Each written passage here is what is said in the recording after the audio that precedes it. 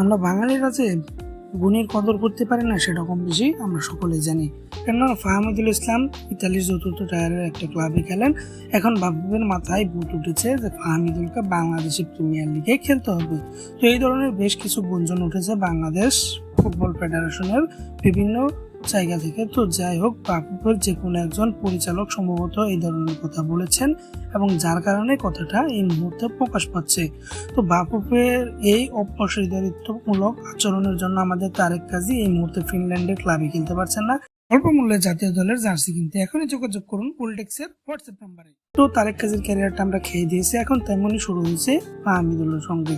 তো ফাহমিদুলকে বলা হচ্ছে, সম্ভবত এই ধরনের একটা কথা বলা হয়েছে যে ফাহমিদুলকে বাংলাদেশ প্রিমিয়ার লিগে খেলে তাকে তার যোগ্যতা যাচাই করতে হবে। তো তার যোগ্যতা অলরেডি ভুটান ম্যাচ এবং সিঙ্গাপুর ম্যাচে আমাদের কাছে অলমোস্ট যাচাই হয়ে গেছে। বাংলাদেশের এই মুহূর্তে সেরা উইঙ্গার আমি বলে দিতে পারি ফাহমিদুল ইসলাম।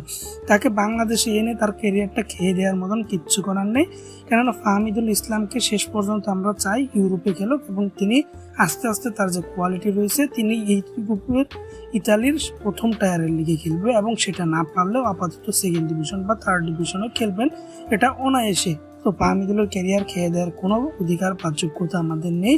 বাংলাদেশ ফুটবল ফেডারেশনকে এই ধরনের রিউমার থেকে বা কথা থেকে খুবই সতর্ক থাকতে হবে। কেননা এখন পর্যন্ত কিন্তু কথাগুলো অফিসিয়ালি বলিনি, বাট এই ধরনের কথা অবশ্যই বলা হয়েছে, তা না হলে কিন্তু কথাটা রটতো না। তো আপনার কি মনে হয়, ফাহমিদুল ইসলামকে কি বাংলাদেশে এনে বাংলাদেশ প্রিমিয়ার লিগ খেলা উচিত নাকি তিনি ইতালিতে খেলছেন সেটাই খেলা উচিত? সে অবশ্যই কমেন্ট করবেন। স্পোর্টসের শব্দের আপডেট দিতে আলফা স্পোর্টসকে সাবস্ক্রাইব করবেন। ধন্যবাদ।